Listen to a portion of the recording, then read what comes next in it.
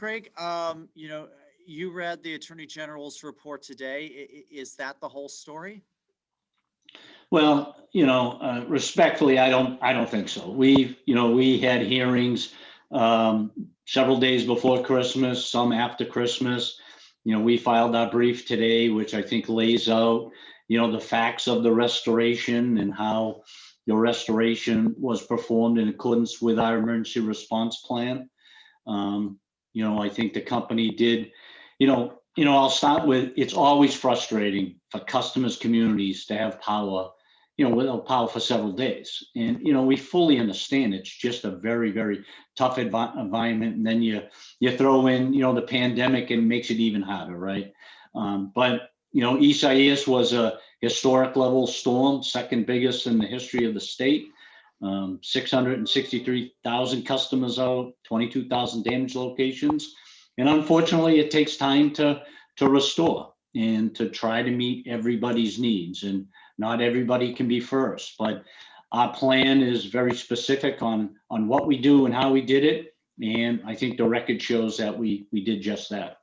Craig, what would you say to not only the Attorney General, but a number of these town officials who said, just the whole process broke down in terms of, police and firefighters trying to report, um, you know, down trees and down power lines, and the liaisons not getting clear information from managers. Well, like I say, we filed our brief today. We were in hearings, and and it's without trying to be defensive, we told our story, and it's not always easy to get to everybody's priority exactly when they want it, and we try to balance the needs of communities. Obviously, our first priority is life-threatening situations, and we addressed 170, 150 of those in the first 24 hours of the storm. We then move into true blocked roads, and we did that, and then we continued down the priorities, and then we try to balance all the needs of communities with the needs of customers. Customers who are on well water, who may have medical issues, who have people at home because of the pandemic, and we try to balance that, and that's what the plan lays out. I'm not here saying that everything went perfect. It was a big event, and big events are very difficult to manage, every aspect. And,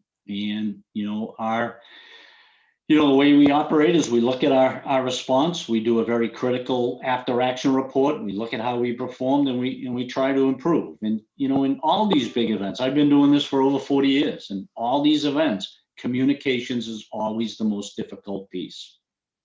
Yeah, so I mean, I guess that's what I'm trying to get at. I mean, when the Attorney General says, police and fire departments just, could not get through to Eversource, they were getting busy signals. I mean, is that true? Well, again, the record does not show that. Police and fire did not get busy signals. Police and fire have a direct line into our company. And again, the record shows, some of the incidences that were discussed during the hearings could have gone better. I acknowledge that. But it was not a widespread breakdown. And again, we followed the plan. Police and fire did not have a hard time getting into us. And were on your end, was there some confusing information coming from the towns themselves? Again, and I've been through a lot of these in my career. These are very big events. There's a lot of information flowing from the communities and through, various people in the community. There's a lot of information flowing on our end. The challenge is how do you take it, all the information that's flowing, create a single message, either out to our stakeholders, communities in the state, or into the company from communities and state and other stakeholders. How do you get a consistent message, get it to the right people to act upon it, and then get the back report?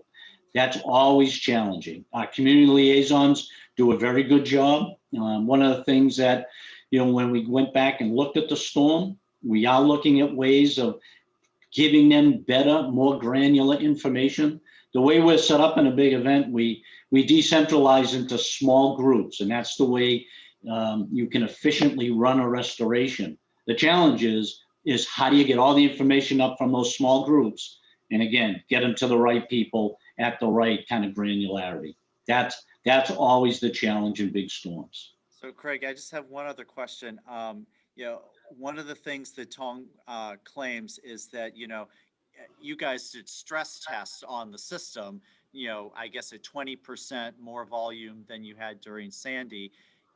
He claims that one, call volume was triple Sandy, and two, that you guys really planned for, and I guess they used Eversource's own words in the hearing, you know, you guys planned for people using their preferred method of communication.